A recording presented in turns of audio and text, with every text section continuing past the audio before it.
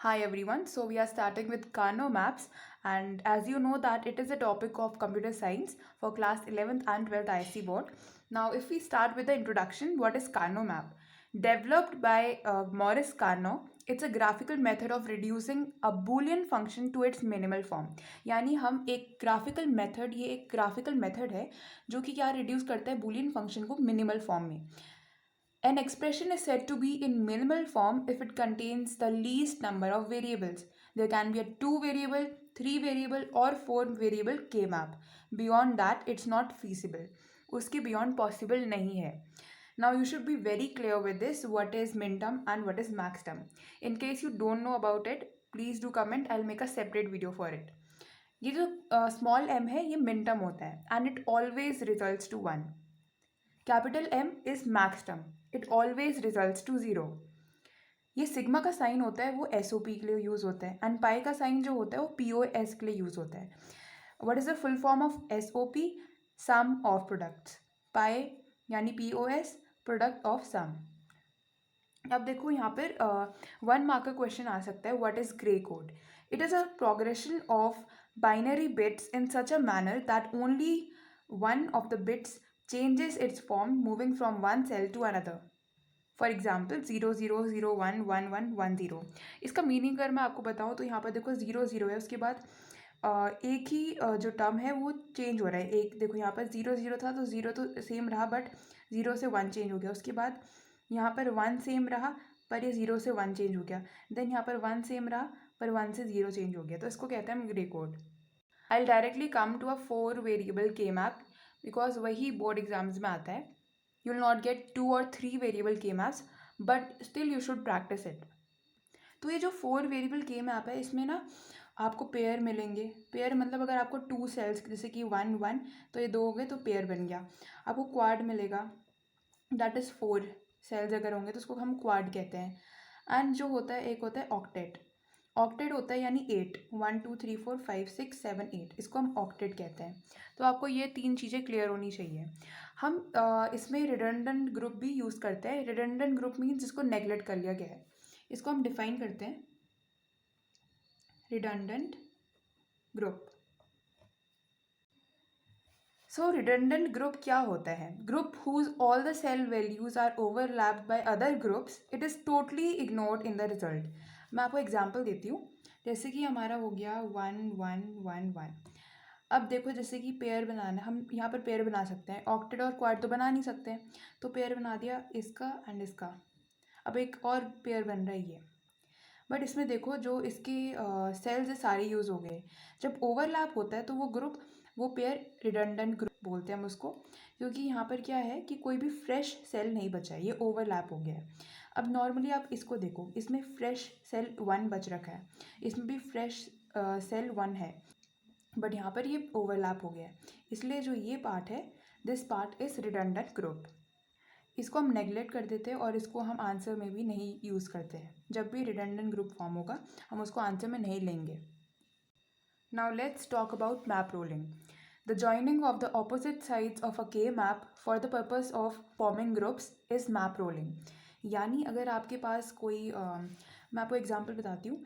Suppose ये आपका 4 variable एक के मैप है.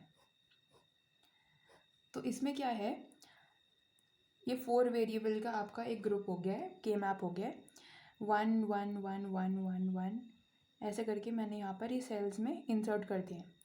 अब देखो क्या है कि हम कॉर्नर से भी अगर हम ये बनाएंगे, बिल्कुल कॉर्नर से भी करेंगे तो ये एक पूरा क्वाड बना रहा है 1 2 3 4.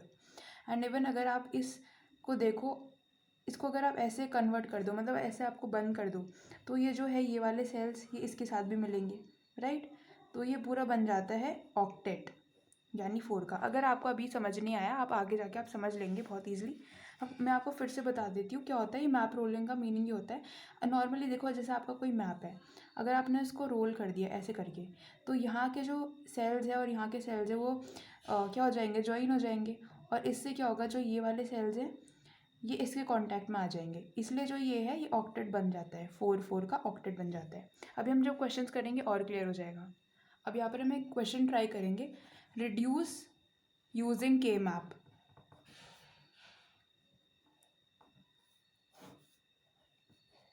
4 variables are given because we have to reduce a 4 variable k map is equal to, ये किसका साइन है, SOP, 0 1 3 5 6 7 10 11 13 14 एंड 15। तो ये आपको पता है कि जो 4 वेरिएबल के मैप है ये ऐसे बनाते हैं हम,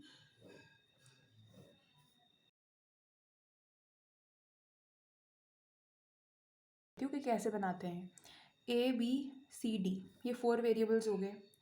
अब हम किस फॉर्म से यहाँ पर लिखते हैं, हम लिखते हैं 0 0 0 1 1 1 एंड 1 0, जो कि ग्रे कोड होता है। क्योंकि ये SOP का साइन है तो इसमें हम प्रोडक्ट टर्म यूज़ करेंगे। देखो SOP यानी प्रोडक्ट टर्म हम यूज़ करेंगे। अब यहाँ पर देखिए 0 0 लाने के लिए हम लिखेंगे A बार B बार। हमेशा याद रखना SOP में हम 0 को A बार से डिनोट करते हैं एंड 1 अगर होता तो A डिनोट करते। अब यहाँ पर क्या हो जाएगा, A bar B, then AB and AB bar. अब यहाँ C bar D bar, C bar D, CD and CD bar, बिल्कुल उसी फॉर्म से करेंगे, ये ग्रे कोड के फॉर्म से। अब जो यहाँ पर अंदर सेल्स है 0 1 2 3 ऐसे करके चल रहा है, 4 5 6 7, फिर यहाँ पर 8 9 10 11 12 13 14 15। तो ये हमने ये नंबरिंग कर दी है। Now we have to fill in 1, यहाँ पर हम फिल करेंगे क्योंकि SOP में हम क्या करते हैं, 1 फिल करते हैं। 0 में भी यहाँ पर है, देन 1, तो मैंने यहाँ पर सेल्स भर दिए। ये मैंने थोड़ा कॉम्प्लिकेटेड वाला आपको कार्नो मैप दिया है, but in board examination you will get very easy Karnaugh maps जो कि बहुत ही ईजिली सॉल्व हो जाते हैं।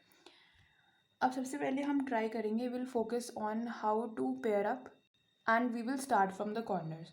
अगर हम कॉर्नर से स्टार्ट करेंगे तो आपके मैक्सिमम पेयर या क्वाड या फिर ऑक्टेट बन सकते हैं।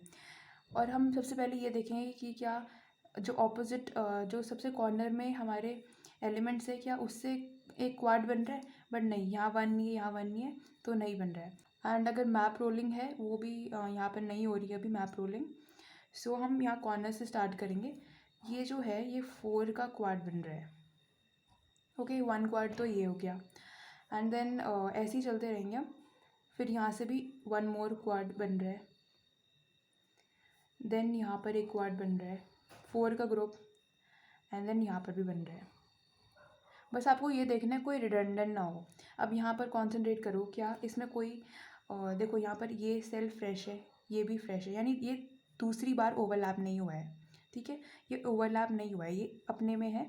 सो ये एक फ्रेश सेल है, यानी ये क्वाड हम कंसिडर करेंगे। उसके बाद ये जो है इसमें एक फ्रेश सेल है क्योंकि ये ओवरलैप नहीं हुआ है, तो ये दूसरा क्वाड बन गया। देन यहाँ पर जाओ तो यहाँ पर भी एक फ्रेश सेल यहाँ पर है, फिर हम इसमें जाएंगे तो इसमें भी फ्रेश सेल है। अब यहाँ पर ये जो है इससे एक पेयर बन जाएगा, यानी 2 एलिमेंट्स का पेयर बनता है। सो यहाँ पर कितने क्वाड बने, 4 क्वाड एंड 1 पेयर। ये अभी कॉम्प्लिकेटेड लग रहा होगा, मैंने फर्स्ट क्वेश्चन थोड़ा टफ लिया है, उसके बाद मैं आपको बोर्ड के क्वेश्चन कराऊंगी, वो बहुत ईजिली सॉल्व हो जाते हैं। अब 4 क्वाड और 1 पेयर बन गया।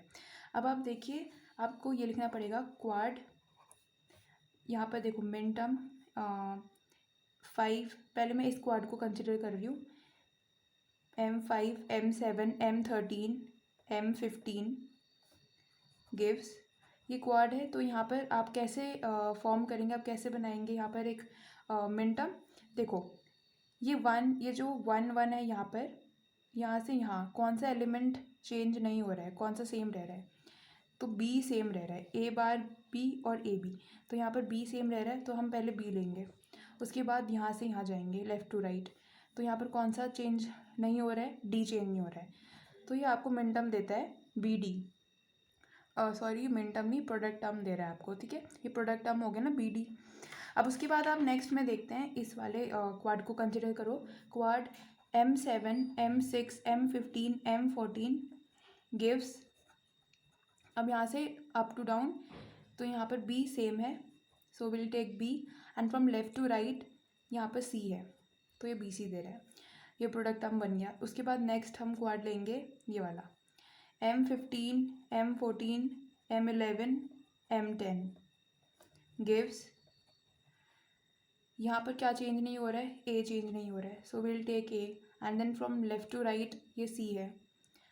अब ये वाला क्वाड बचा है M1, M3, M5, M7 gives, यहाँ से यहाँ हम जा रहे हैं तो ये ए बार है एंड लेफ़्ट टू राइट जा रहे हैं तो ये डी है।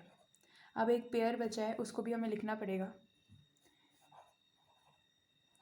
अब आप देखिए पेयर को, यहाँ पर ए बार बी बार लेंगे हम क्योंकि ये पूरा ऐसे है, ठीक है, A bar B bar and then left to right क्या सेम रह रहा है, सी बार, सो यहाँ पर सी बार ले लिया। And now reduced answer will be B D plus B C plus A C plus A bar D plus A bar B bar C bar. So this is the reduced S O P. S O P का meaning ही क्या होता है, sum of product terms. तो product terms ये हैं और उनका सम हो गया है।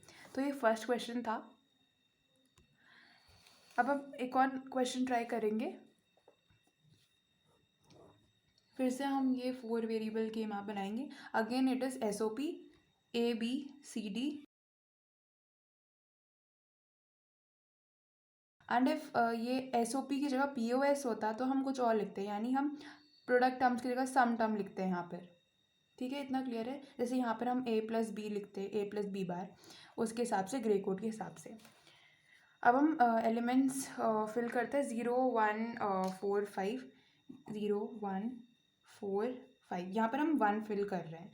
अगर ये पी ओ एस होता यानी ये होता तो हम क्या 0 फिल करते। ओके, अब देखो 0 1 4 5 11 एंड 10, तो ये बहुत ईजी है, ऐसे ही आते हैं बोर्ड्स में।